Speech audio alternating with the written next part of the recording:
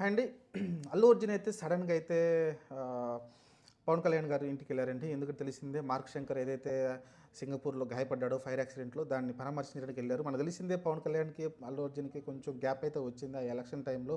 మీరు చూసుకుంటే రీసెంట్‌గా ఆయన 'పుష్ప 2' అప్పుడు ఏదైతే కొన్ని ఇన్సిడెంట్ జరిగిందో దాని గురించి ఆయన జైలు పాలు కూడా అయ్యాడు.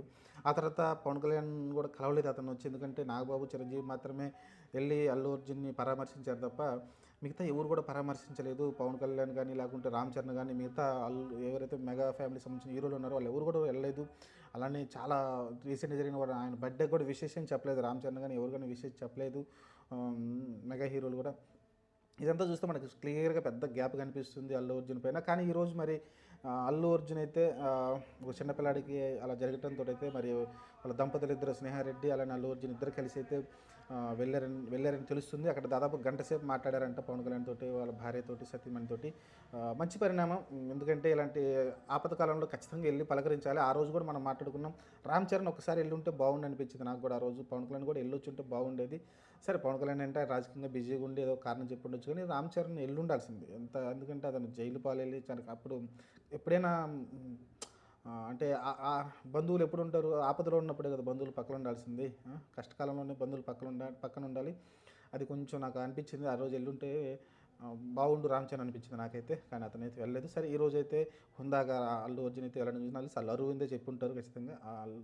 అల్లు అర్జున్ కూడా మేబీ ఆయనకి ఆ థాట్ వచ్చిందేమో. సరే ఏదేమైనప్పటికీ అల్లు అర్జున్ అక్కడికి వెళ్ళడం అనేది పవన్ కళ్యాణ్ కుమార్ని పరామర్శించడం అనేది చాలా మంచి పరిణామం.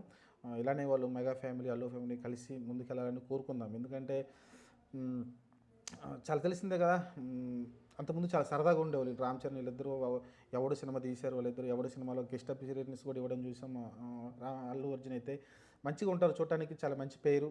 మరి వాళ్ళైతే ఇలా గొడవలు పడి ఇలా పక్కకి వెళ్ళడం సేమ్ జస్ట్ ఆ ఎలక్షన్ మూమెంట్ ఒక్కటే తప్ప వైసీపీ నాయకుడికి ప్రచారం చేయడం తప్ప అది అది కొంచెం ఎక్స్క్యూజ్ చేసింటే బాగుండేది. కానీ ఆ తర్వాత పిఠాపురం కూడా ఎల్లుండి ప్రచారం చేసింటే బాగుండేది. అది చేయలేదు.